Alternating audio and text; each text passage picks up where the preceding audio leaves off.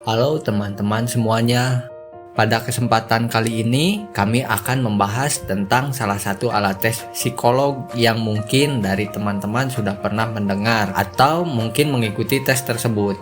Alat tes tersebut yaitu alat tes Baum atau alat tes menggambar pohon. Alat tes tersebut untuk apa sih?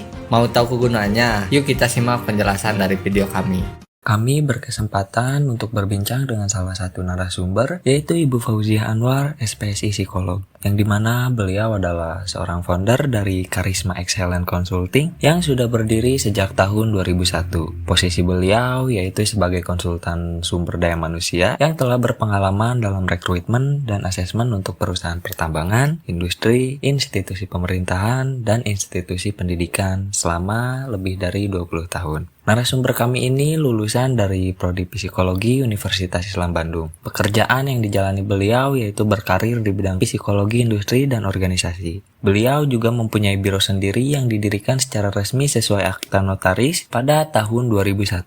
Jadi sudah 22 tahun sampai sekarang dan memang beliau lebih spesifik di bidang PIO.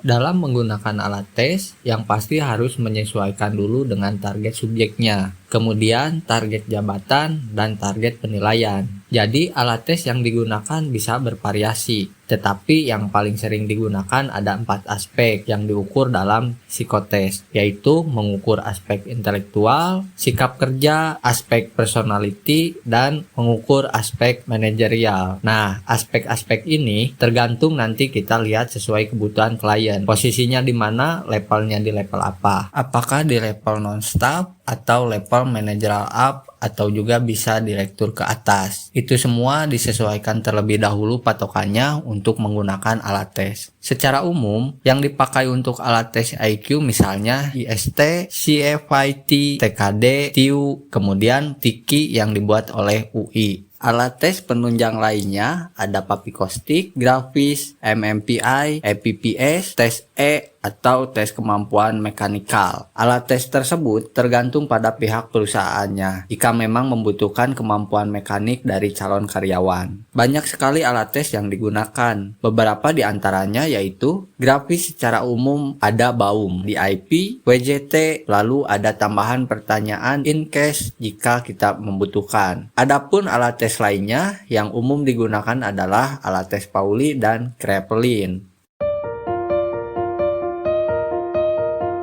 Mungkin dari teman-teman sebelumnya ada yang sudah tahu apa itu tes proyeksi. Nah, jadi tes proyeksi itu adalah tes yang mengukur seseorang tanpa ia sadari bahwa ia sedang diukur dari aspek-aspek tertentu. Tes proyeksi ini merupakan pengukuran alam bawah sadar seseorang untuk kita tahu seperti apa karakternya. Untuk karakter yang diukur, jika dilihat dari teori Freud, secara umum ada 3. Yaitu superego, ego, dan id-nya seperti apa. Jika dari segi tes Baum sendiri, ia membaginya menjadi 3 area penilaian. Pertama dari akar, kedua dari batang, dan yang ketiga dari mahkota. Penilaian Baum ini sebenarnya ada beberapa aspek yang perlu kita lihat pertama kali. Kan tetapi, kita akan membahas tes proyeksi terlebih dahulu. Proyeksi itu harus bisa dipastikan, yang dimana secara tidak sadar ia tahu apa yang digambarnya. Tes ini juga tidak boleh bersifat instruktif, artinya kita tidak boleh mengarahkan pohonnya harus seperti apa, bentuknya bagaimana, dan posisinya harus di mana. Beredarnya buku-buku petunjuk tentang psikotes yang baik seperti apa dan menggambar seperti apa, justru apabila diarahkan untuk tes proyeksi, maka tesnya akan dianggap batal, karena sifatnya sudah bukan lagi proyektif, bukan lagi sesuatu yang memang dari alam bawah sadar, atau sesuatu yang memang dari keinginan subjek karena dia sudah diarahkan. Jika sudah diarahkan, berarti sudah ada kognisi, ada kesadaran, dan ada proses belajar. Berarti sudah tidak bisa lagi kita nilai dari situ. Maka buku yang beredar itu justru akan membuat peserta kesulitan untuk mengekspresikan dirinya yang sebenarnya. Kenapa dia harus mengikuti gambar sesuai petunjuk jika dari awal kita sudah mengatakan bahwa gambar apa saja itu benar? Kalau orang yang confidence, dia tidak akan takut untuk menunjukkan apa yang ingin dia tunjukkan.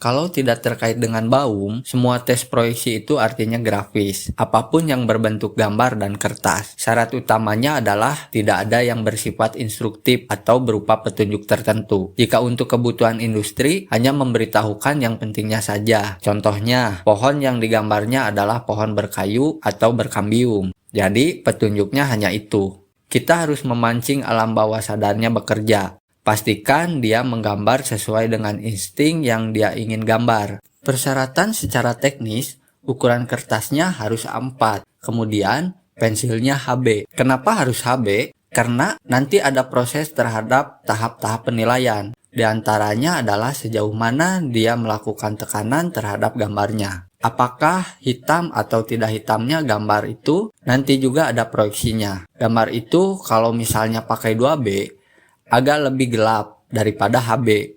Takutnya jadi rancu.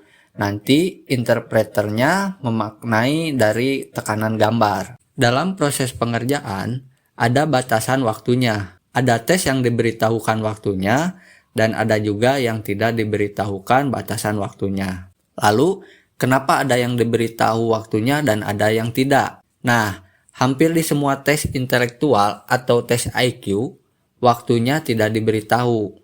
Ini berkaitan dengan cara dia berpikir sistematik atau tidak. Apabila dia mengetahui batasan waktunya, maka dia tidak akan tahu kapan dia harus berpikir secara sistematika dalam mengerjakan soal mana yang harus dikerjakan terlebih dahulu atau melompati soal yang sulit dan memprioritaskan soal yang mudah.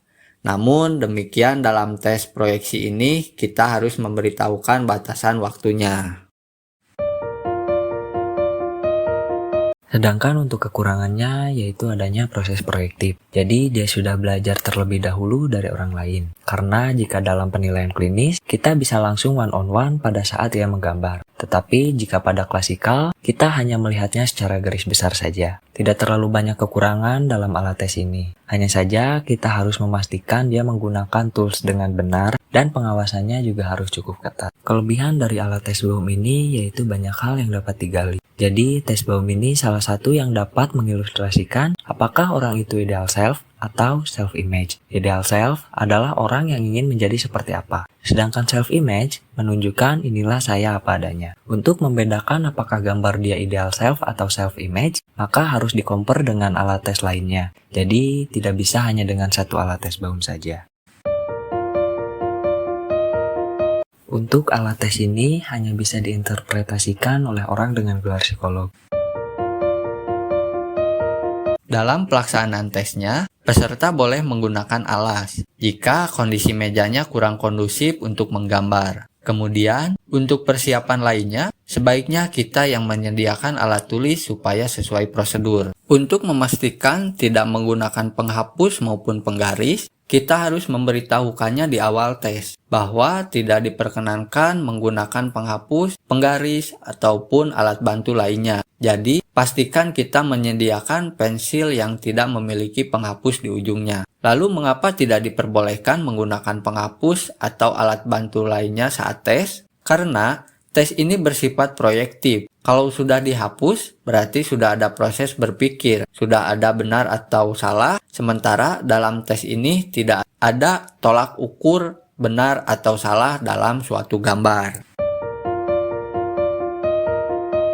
Hal tersebut tergantung bagaimana kesepakatan di awal.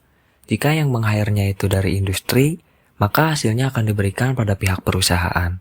Peserta tidak berhak menerima laporan itu karena biaya ditanggung oleh perusahaan. Dan itu sifatnya konfidensial karena bisa membuat rancu. Apabila sifatnya individual, di mana peserta datang langsung dan membayar secara pribadi, maka hasil tesnya bisa diberikan dalam bentuk laporan naratif ataupun deskriptif. Jika bentuknya soft copy, laporan tersebut harus dalam bentuk PDF supaya tidak bisa dirubah oleh siapapun.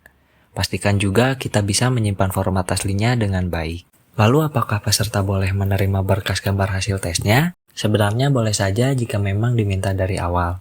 Tapi pastikan lagi dengan menanyakan apa yang ingin dilakukannya dengan hasil tes atau berkas-berkas tersebut. Hal ini sekedar untuk memastikan supaya orang tersebut tidak menyalahgunakannya. Jika dalam perusahaan dan klien meminta selain laporan deskriptif, harus ditanyakan terlebih dahulu siapa yang akan membaca atau memegang berkas tersebut. Biasanya, kalau psikolog akan langsung diberikan, tetapi selain dari itu tidak akan diberikan. Ini berhubungan dengan kode etik dan komitmen sebagai psikolog yang harus menjaga konfidensial dari alat tes. Kita harus punya ketegasan terhadap etika profesi kita yang harus dihargai oleh klien-klien kita. Oke teman-teman, semoga pemaparan kali ini dapat membantu dan menambah pengetahuan teman-teman semuanya, khususnya dalam bidang alat tes BAUM ini.